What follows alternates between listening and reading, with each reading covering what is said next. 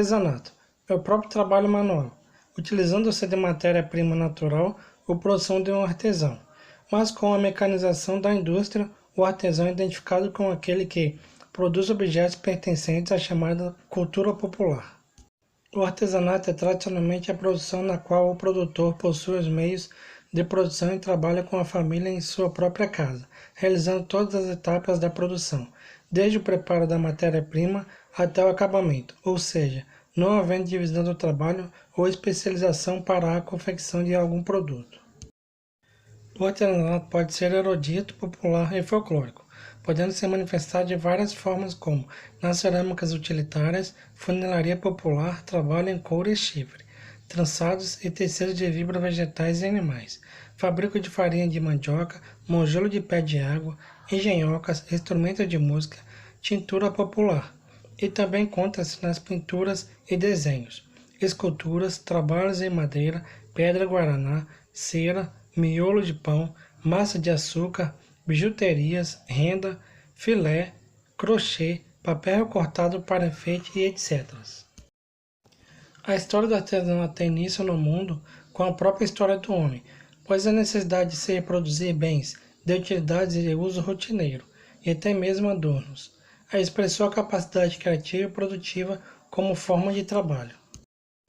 A partir do século XIX, o artesanato ficou concentrado então em espaços conhecidos como oficinas, onde um pequeno grupo de aprendizes dizem com o mestre artesão detentor de todo o conhecimento técnico.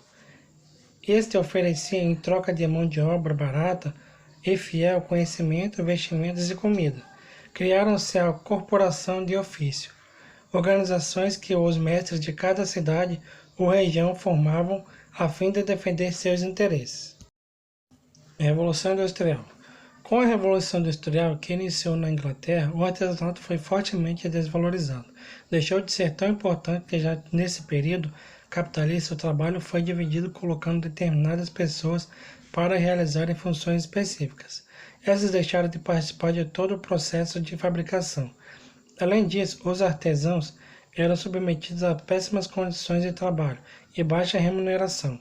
Esse processo de divisão de trabalho recebeu o nome de linha de montagem. Os teóricos do século XIX, como Karl Marx e John Ruskin, e artistas, criticavam essa desvalorização.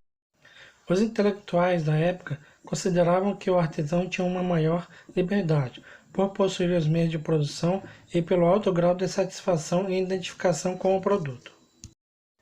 Na tentativa de lidar com as contradições da Revolução Industrial, William Morris funda um grupo de artes e ofício na segunda metade do século XIX, tentando valorizar o trabalho artesanal e se opondo à mecanização. Podendo pensar nos índios como os nossos mais antigos artesãos, já que, quando os portugueses descobriram o Brasil, encontraram aqui a arte da pintura utilizando pigmentos naturais, a cestaria e a cerâmica, sem falar da arte plumária, isto é, cocazes, tangas e outras peças de vestuário ou ornamentos feitos com plumas de aves. O artesanato brasileiro é um dos mais ricos do mundo e garante o sustento de muitas famílias e comunidades. O artesanato faz parte do folclore e revela usos, costumes, tradições e características de cada região. Artesanato sustentável.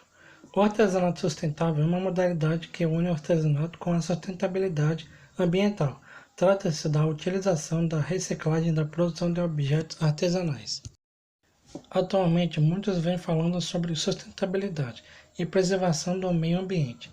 Estudiosos e pesquisadores buscam maneiras de preservar a natureza e, para isso, tentam conscientizar a sociedade sobre o grande consumismo que está ocorrendo, o lixo que vem sendo produzido e o impacto que isso causa no ambiente em que vivemos, demonstrando as consequências que sofremos se continuarmos tendo a atitude de hoje, no futuro, pois são poucos os que de fato se preocupam com isso.